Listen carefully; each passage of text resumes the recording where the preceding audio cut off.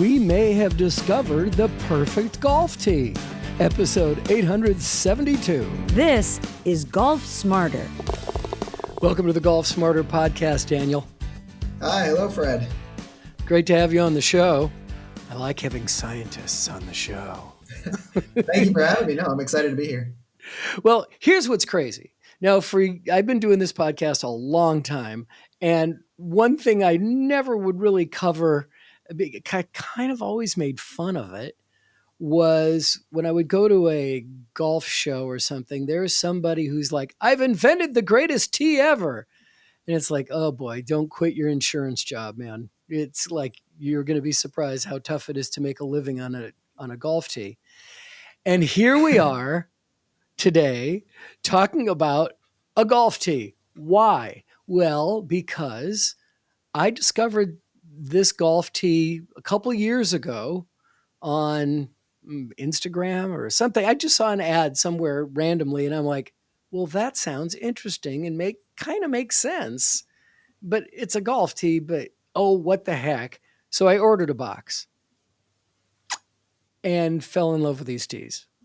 And my golf buddies are like, Fred, it's okay if you lose a tee. No, I'm not going to lose my magic tee. I got to find the FlightPath golf tee. And they are virtually indestructible. I have snapped a couple, but after going through, let's see, there's 8 in a box. That's and great. Yeah, 8 in a box. Here's the box. Eight in a box, and I've gone through 2 boxes now, probably in 2.5 years, maybe longer. And I really do believe it's improved my driving. So here I am with my tail between my legs saying, this is the greatest golf tee I've ever found. That's great to hear. Yeah. And I'm down to my last 2, and I was about to order more, and I'm like, no, I got to find out about these things. So I wrote to customer support saying, I want to do an interview. Customer support sent me to your partner, and the partner said, no, talk to the inventor. Got to talk to Daniel. So here we are with FlightPath golf tees. What's the story with these? Why are these so good?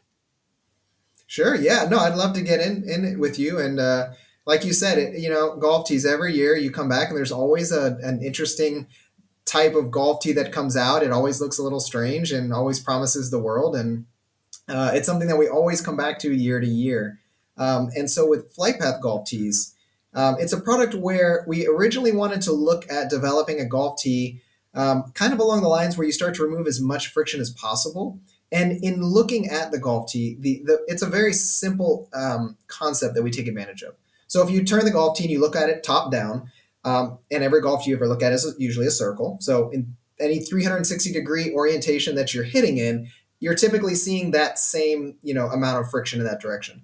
And a lot of times when performance golf tees come onto the marketplace, they try to reduce friction, but they try to reduce it in all directions, whether it's 4-prong, 8-prong, jagged edges, but it's still consistent in that orientation all the way around. It's still so no matter how you orient the tee, you're still seeing, even though you've reduced friction, you're still seeing the same amount of friction around the sides. So with this tee, we thought if the golfer's never hitting in all the directions at once, the golfer's only hitting in one direction. Wherever Hopefully. they line it up. Hopefully. So why not try to just maximize frictional reduction in the one direction the golfer is going to hit at a time? So we're taking advantage of the fact that the golfer gets to place the tee in a direction.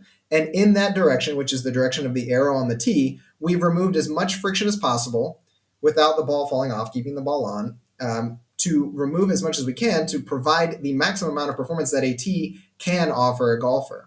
So in that direction of the arrow, in that direction, we remove as much friction and try to provide the golfer as much accuracy and distance as possible. So that's why, you see the arrow there. You see the reduction in friction in the front. There's some grips on the side to place with your fingers. Just helps the golfer know where to aim it. So this tee, and I come by, I'm an engineer by trade. So this tee was originally designed specifically just to reduce friction and try to provide whatever amount that we can to the golfer. What we found was by placing a directional indicator on the tee, The golfer now, the last thing the golfer does before teeing off is they have to aim the golf tee. So instead of your last thought being the bunker on the left, the trees on the right, that lake right in front of me, you have to aim the tee. So you're thinking, okay, I'm aiming it. I'm thinking of the fairway. I'm looking down the fairway, and it's a positive affirmation that the golfer has just before they hit the ball. And that's something that we saw after we brought the tee out, after we tested the tee. It was not part of part of what we were trying to develop, but it's what came out from that origination. So several benefits there. And what we found in testing the tee itself, it's not going to stop you from slicing the ball. It's not going to stop you from drawing the ball. It's not going to give you the world. What it is going to do is provide whatever a tee can provide you, the best, whatever the maximum performance it can give you, it will give you. And what we found that to be, if you were to typically slice, let's say 10 yards right, it may reduce your slice to, 7.5, 8.5 yards right. So you're getting, you're probably going to get 2 or 3 yards. And this was tested by My Golf Spy independently of us. And they had to yield. It might be, I don't know if it's the first independent study to prove a performance benefit on a golf tee, but it's got to be one of the few. They had to yield that, yes, they did indeed see evidence that this tee improved accuracy. So if you're talking about PGA when the fairways are 25, 35 yards wide, 2 or 3 yards matters. So if a Yeah, golfer can absolutely. get that for nothing, why not tee it up and use it? Absolutely. So, there's so much to unpack on which is what you said. Let's Sure. talk about, yeah. Like I'm used to. I've always liked plastic tees. This is not plastic though, right? It's a little Is stronger it? than plastic.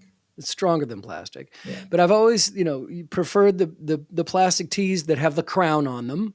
But as you're saying, it's the crown is all the way around the top of the tee. So it does create some resistance when you're hitting the ball. And what you tried to do here, or what you succeeded in doing, is give you that directional spot. It says on the website that it's like angled at 4 degrees.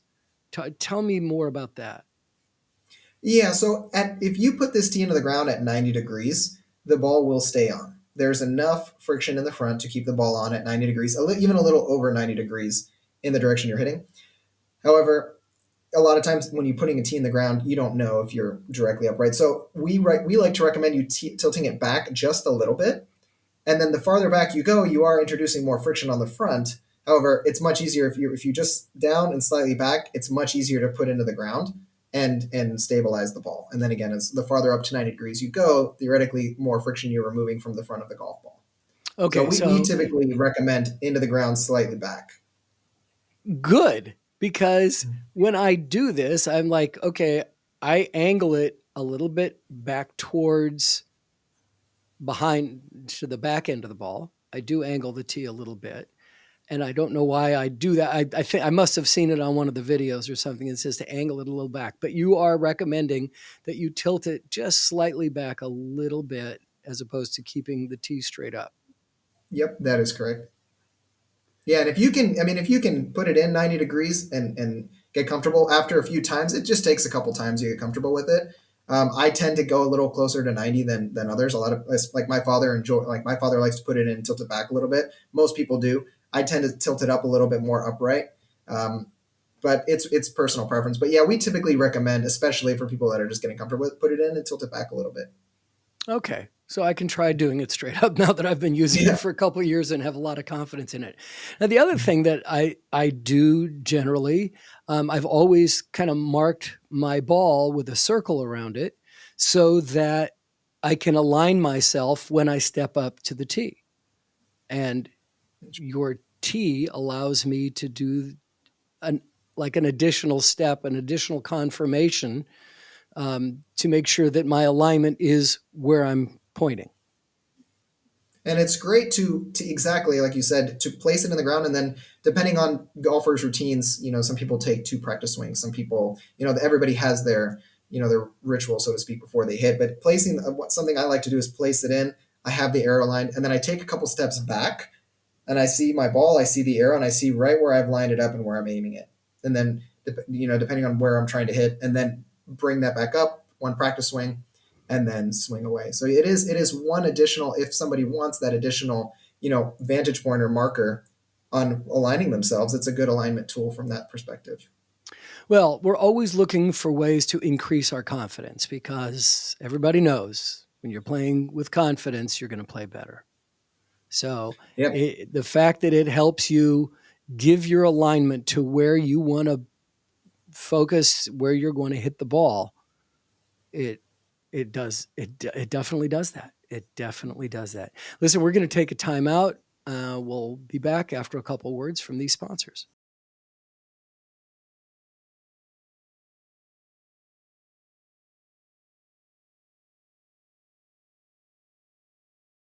I'm assuming you're a golfer. I am. Yes. Okay, I good. am. But you're not a golf professional. You're not in the golf industry. What is your background?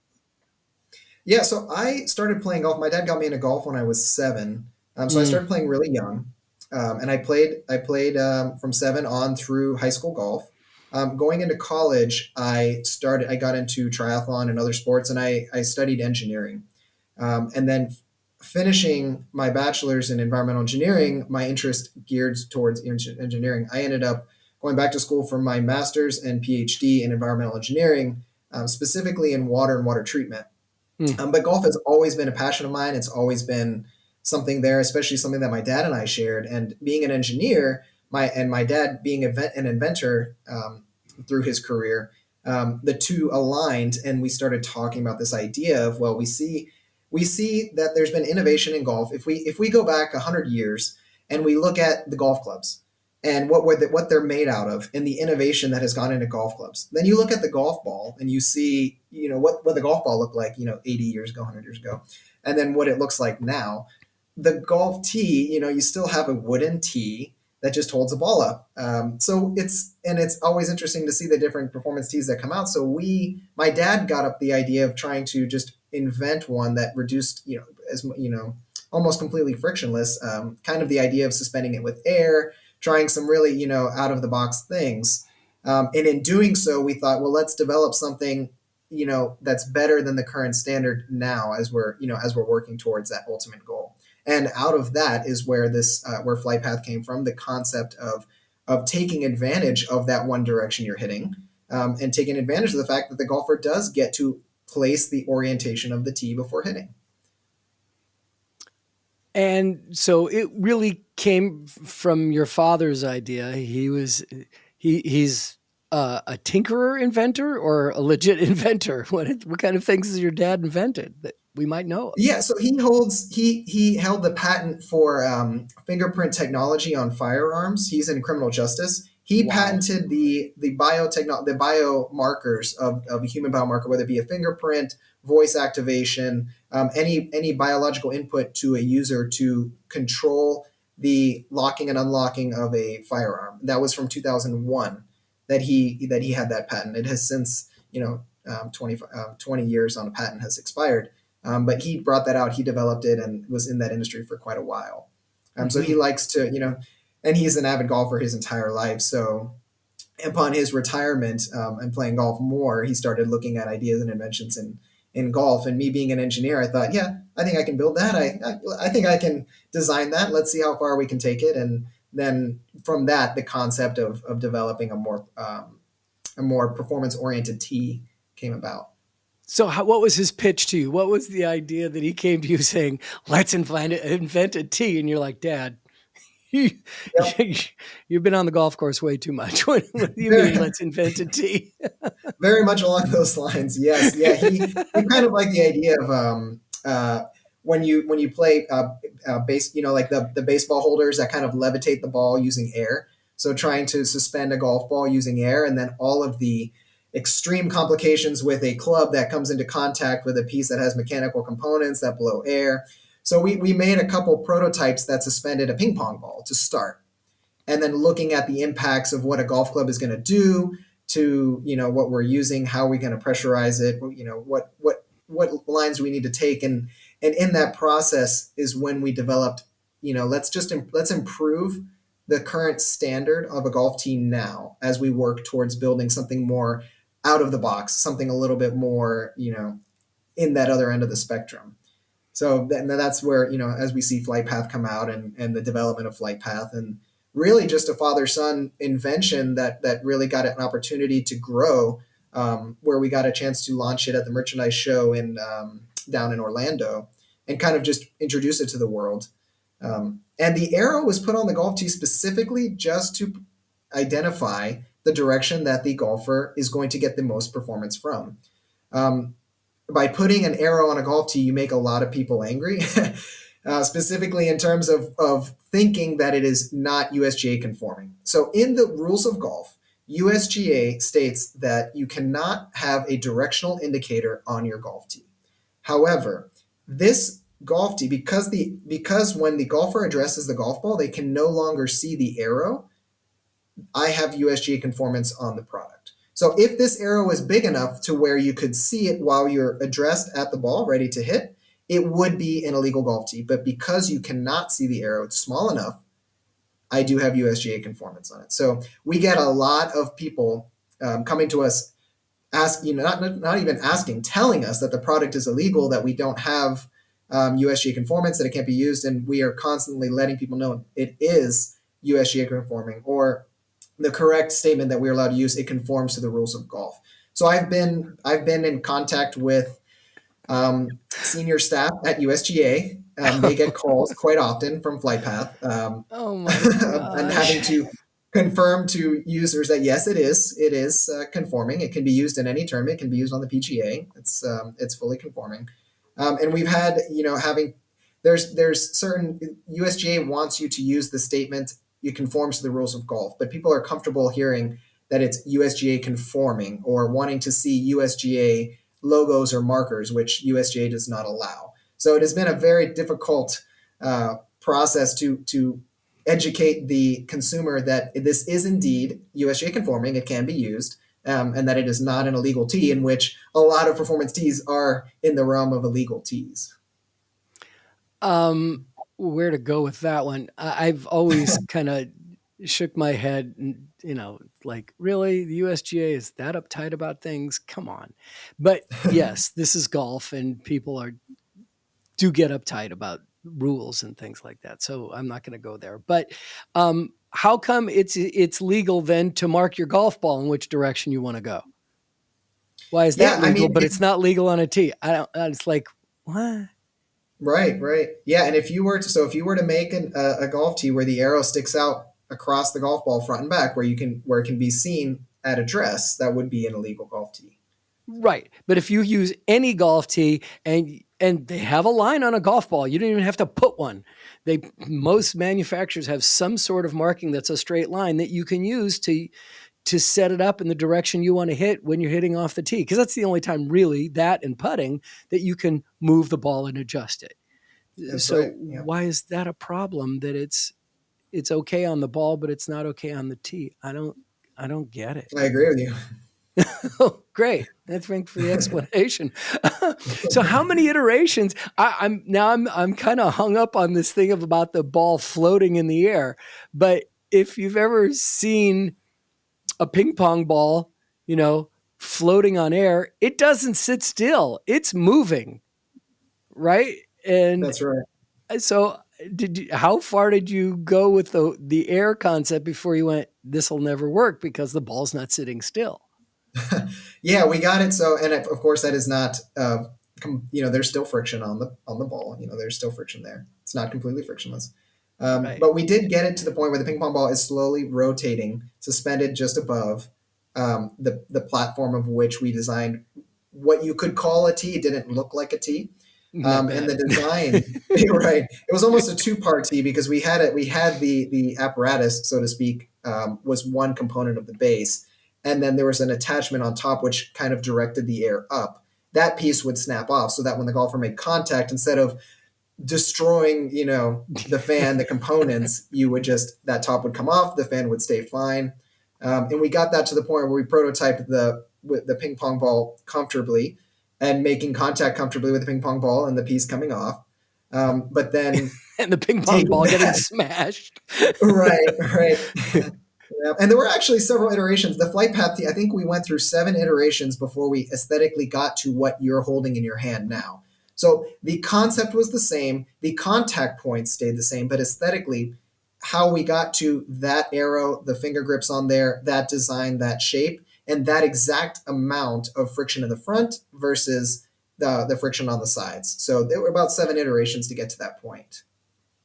That was my next question. I already checked off how many iterations. So, how much resistance are we talking about that you've eliminated? Is there that much resistance on a normal tee? So that would be in millimeters, in terms of millimeters that we're removing. So it is very small. And again, we saw in our testing, we had it robotically tested on the final version. We had robotically tested out with Golf Laboratories out in California.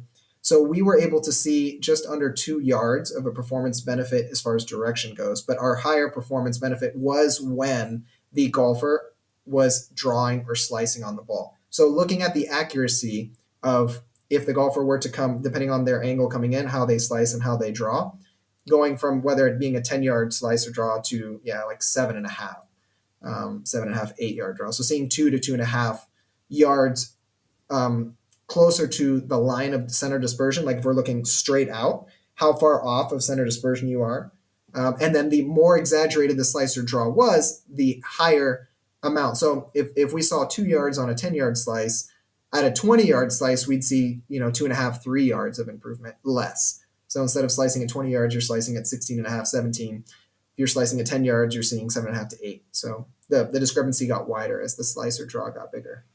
So, it's not in my head because ever since I started using these, I'm like, I'm hitting the ball straighter. I really believe I'm hitting the ball straighter with these tees. And my friend's like, yeah, sure you are. I'm like, no, no, I really believe that I am. And you're telling me it's science, it's tested, it's proven.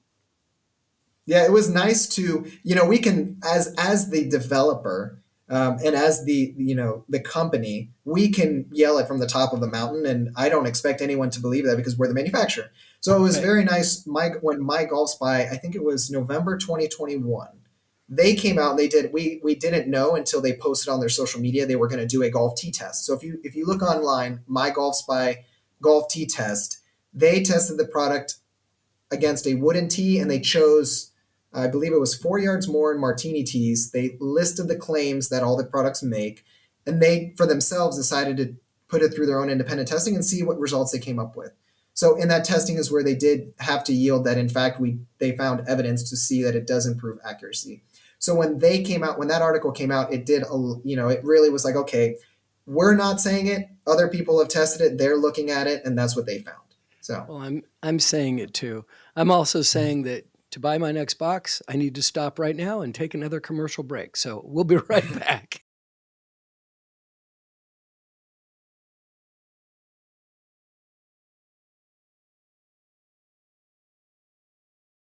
So, what kind of research did you have to do to come up with a design like this? I mean, you mentioned the martini tea, which a friend of mine uses, and he tilts it forward, which is kind of strange, I think. I guess that gives him less resistance too, but he kind of leans into the shot. Anyway, he uses a martini tea. Other of my friends are like, "You guys just stop it already." And then there's this little brush teas. There's so many things out there. Tell me about your research to get to this design. Sure, sure. And I'll start with your comment on the martini tea. So yeah, they do. I believe martini tea does recommend they tilt their tea forward. And what's interesting about that, so if I'm looking at either side of a golf tee, even playing field straight in the ground, this is the height, the elevation on both sides, and I'm hitting in this direction. So our tee, you'll notice the front contact point's lower, so we reduce the friction here. So martini tee, we start again at the same point. Martini tee is telling you to tilt it forward. So they're basically beginning to lean in the same concept of reducing friction in the front as you tilt it forward. Nowhere near to the point that ours is, but you kind of get the same concept. Ours is already in that orientation, straight up and down if we're hitting this direction. Martini T is telling you, and if you tilt, a lot of times I hear professional golfers say they kind of lean their tee a little bit forward too. Same concept. You're basically just setting yourself into the position that we have already maximized for you. Mm, and have also removed the friction around the sides. So people teeing their tee forward or trying to tilt it forward on those things, that's kind of setting up the same orientation. okay. Okay. But yeah, And as the far as martini research, tea, for people who aren't familiar what we're talking about, the martini tea has it looks like a martini glass. I mean, the place where you put the ball is large. It looks that's like correct. a little martini glass. It's got a lot of surface space there. Yeah, and when you look at the research there, you do see a wide range of very interesting concepts with golf tees and what comes out. And then what you really have to do when you dive down that rabbit hole is really separate, okay, which tees are illegal, which tees are conforming, because there are plenty of tees out there that are actually affecting the ball in a way that is illegal to the rules of golf. Like, Certain golf tees, give me an example of that. I think there was the anti-slice, the anti-draw tee, where it was almost like, like in when you play billiards and you make contact from one ball to the next. So Hmm. it's basically adding a small ball behind you so that you make contact to that ball and that ball makes contact to your golf ball. So no matter how you approach it, it's almost like a billiard contact. So you're hitting almost, straight every time. So tees like that, depending, you're affecting the flight, you're manipulating the flight from the tee, and that would be considered illegal. Hmm. So yeah, first thing you have to do is go down and you have to remove all of the tees if you're trying to make a USGA conforming tee. If you're not trying to make a novelty type tee, got to remove those. Then you look at the tees that are conforming, and you had mentioned a few of them. So you've got martini tee, brush tee. Now you're looking at a brush, like thimbles and brushes. 4 yards more, you're looking at like little prongs. And then you see some of the competitive, like the Callaway golf tees, some of those tees where they're the same hard material, but they're just removing little bits of friction all the way around the tee. So when we look at this array of options and what we're still seeing a symmetrical all of those tees still conform to, if we look at it from the top, whether it's brushes, whether it's prongs, whether it's jagged edges, they're all conforming to a symmetrical amount of friction reduced in all directions. So yeah, they're reducing friction, but they're not taking advantage of removing as much as possible in one direction. And that's where we saw an opportunity to bring out a tee that can really just maximize that performance to the golfer. What that tee can do, can a golf tee fix your game? No, it's a golf tee. But what it can offer the golf in the same way, Oh, the best, really? All right, never mind. We're done. Thank you. yeah, the best golf ball in the market is not going to, put you on the PGA Tour. Same thing with golf clubs. But those clubs are enhanced and innovated to provide the best performance to that golfer. So we wanted to do that in a golf tee because we saw that up to this point that hasn't been done yet. And in large part, the market has continued to produce wooden symmetrical circle tees. So that's kind of the origin on where we came from. So after the your dad's initial idea of air, what was Mhm. your first design concept? Where did you go first? Yeah, that was when, from the engineering side, I thought, yeah, I think I can design that. So that started with 3D prints of different housing materials, 3D prints of that lower piece that I spoke about and the top piece that comes off. That came with 3D prints of how we're going to house fans, pressurized air, the compartments, and that we're talking a small scale here. Yeah, but it So sounds like we're getting expensive here for a tea.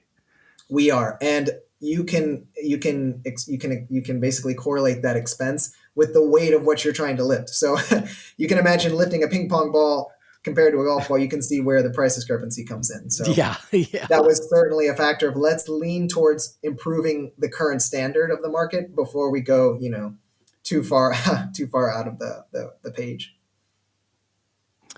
So what did you come up with? How many drawings, how many did you make before you decided that this was it? And what made you Sure. Yeah. decide this was it?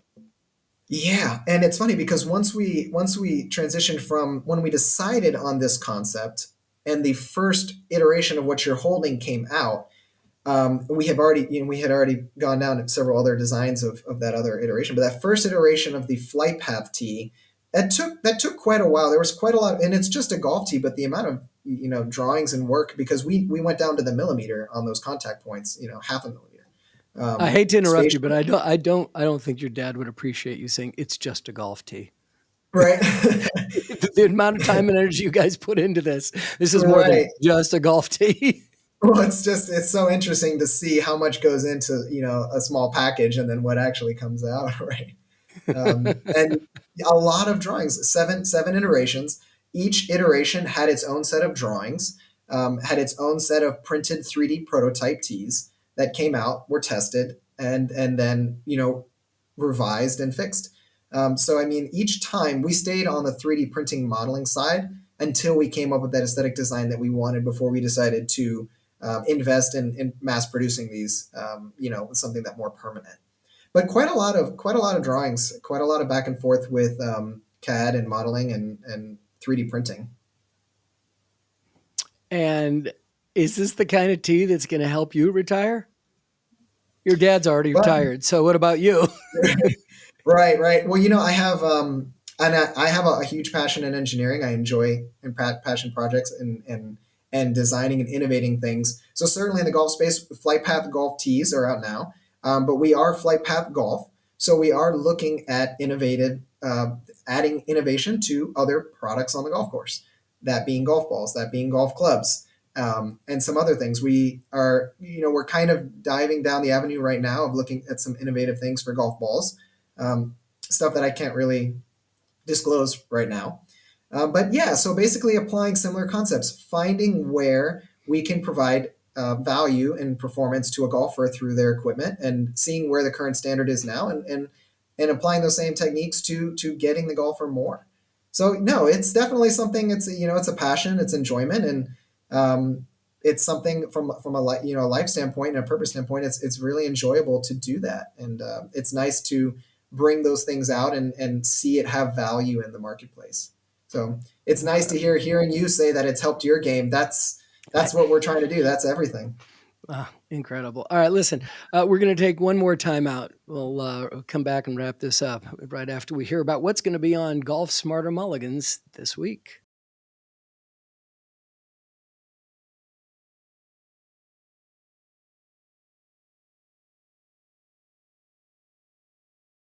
You're in environmental engineering, and I have to believe that the materials that you use on this had to conform to your heart and your sensibility well beyond the USGA disposable crap.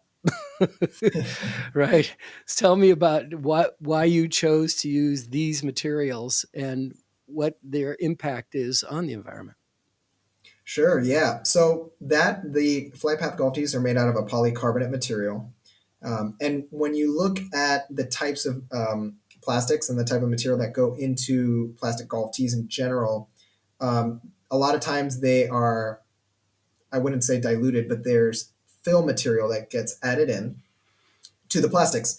So you can make them you can make them you can bring the strength down on those plastics so that they break more frequently. If someone were to want to have somebody purchase more, for example, we don't do that. These are full polycarbonate, which is why they do last as long as you're seeing them last.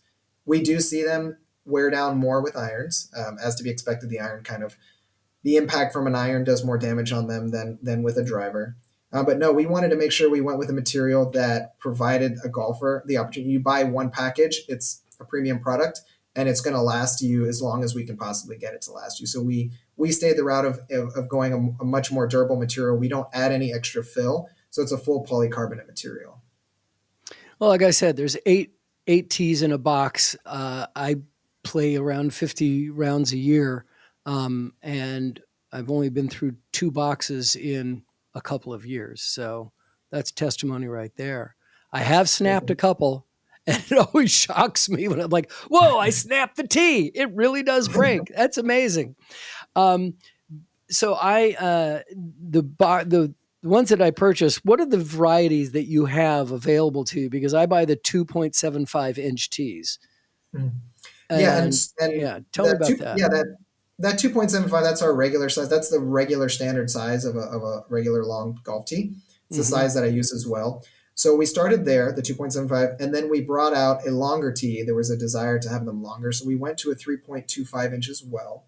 So we were selling both of those two sizes. Those two sizes are both USGA conforming, and we are hoping to launch colors later this year. So we're looking at bringing out 3 or 4 colors going in later into the year, and staying with those two sizes. We are looking at options to provide a 4-inch golf tee. That's typically more desired on the World Long Drive side of things. So being able to and there are some golfers that do want it. So to be able to provide that is something we are looking at doing. So I think we should be looking at colors later this year, looking at a 4-inch tee later this year. That's coming down the pipeline. But yeah, as of now, would be 2.75 and 3.25. So, I can't use this tee for my iron shots off the tee. So whether I'm, a short par four or just positioning or a par three, I found because I like to have the ball sitting as if it's floating on the top of the grass when I'm hitting off the tee with an iron. And this one kind of sticks up a little bit higher than I'm comfortable with. Tell me how to fix that. How would I? Yeah, I don't What I would I don't do typically then? have a problem. We don't see a problem with it. Any even down to a pitching wedge, I would use the tee off on a par three even with a pitching wedge down a pitching wedge. I'm just sticking to the ground a little bit more. It may Mhm. be maybe considering that it's coming from Florida, where we developed the product and where in Florida the ground is softer, so maybe we're getting the opportunity to stick it in the ground more so than you might see in a colder, harder ground. So that might be a little bit of a problem. We typically haven't seen too much of an issue with it though. Oh, interesting. Because the couple times that I have played in Florida, I noticed that the grass is a bit fluffier than we have out here in California. A lot There's more sand. Yep. a lot more sand, a lot more air in between the top of the grass and the ground itself. But I Mhm. guess if I can put that on the reverse angle, so the back of the tee is facing away from where I'm hitting the ball, I can get that down a little bit lower. I guess that would Yeah, I help. would try that.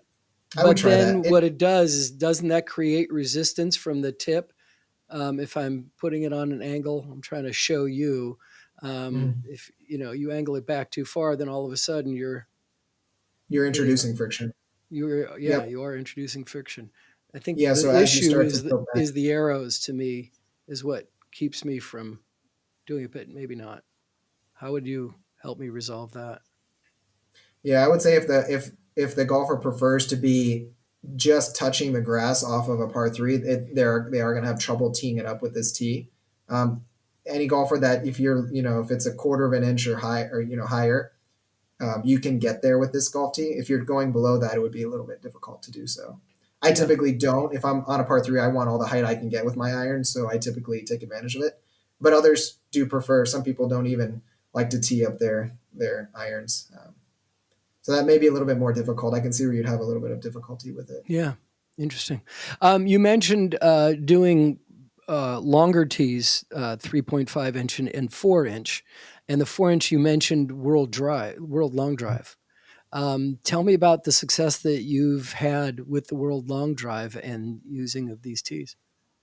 Now, I'm glad you asked. Yeah, so the product was endorsed by Maurice Allen in 2018, and Maurice Allen is the 2018 World Long Drive champion. He went on to win that season. We Oh we boy, good start. Right, right. He practices in up in Orlando, his one of his home courses in Orlando, and I was living in Orlando at the time. And we reached out to him. We introduced the product to him. He liked the product. We tested it on the range with him. He got comfortable with it and liked it. So he endorsed the product early on in the 2018 World Long Drive season. We had the capabilities of providing him the 3.25 inch, and he needed a longer tee.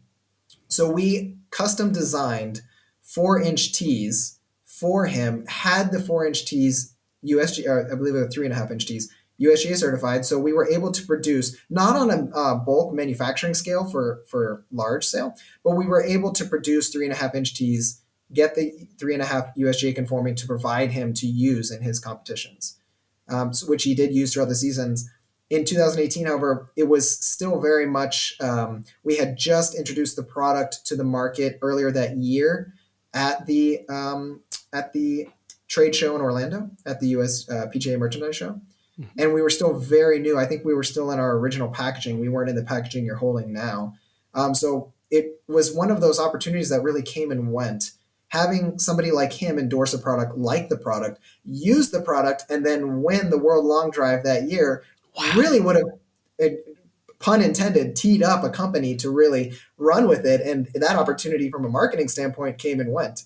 Um, A so big part of the long drive champion, it's not just distance, but it's accuracy, it's dispersion.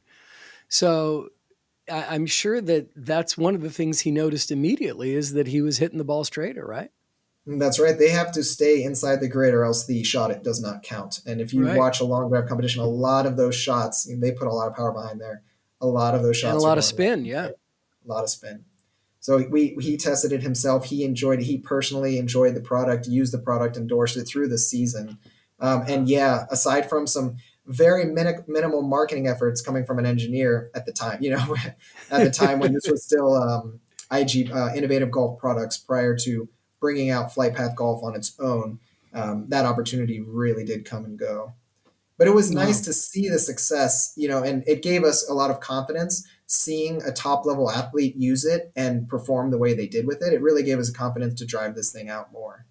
There you So we're go. We hoping, talked about confidence earlier, about how it impacts your game. It also impacted your business. right? So we're hoping 4-inch tees, hopefully later this year, we can produce them to a point where we can provide that, especially for the long guys, the long drivers. Sure. And have you noticed anybody or heard of anybody on either any of the professional tours that are using them as well? We have not. When Okay. you advertise on the PGA, at any PGA event, there is a fee that has to be paid to advertise the product. And at that level, typically, yes, PGA golfers will use products that they like, but there's also, of course, a cost associated with having a player of that caliber utilize these products. So that Sure. is something that is certainly the next step for us, is getting this into the hands of that level and providing the benefit to it. And when we look at where the benefit's coming from this tee, seeing that it could be up to 2 or 2.5 yards on a 10-yard slice or draw, and considering how tight the fairways are on the PGA Tour, I would assume that that is where the most benefit is coming from. And if it's available to somebody to use, I don't know why they wouldn't. Well, I can't believe that you guys have very large margins on these things. So you would have to sell a tremendous amount of tees to get yourself some legitimate licensing on the PGA Tour. It It's a is definitely the lot of future. tees after, yeah. It's where we want to go. Absolutely. Oh, It is. sure. Of course Yeah. you do. I mean, you get one guy using it on the tour and they talk about it on TV, poof, changes your whole trajectory of your business. That's right. That's right. Oh, wow.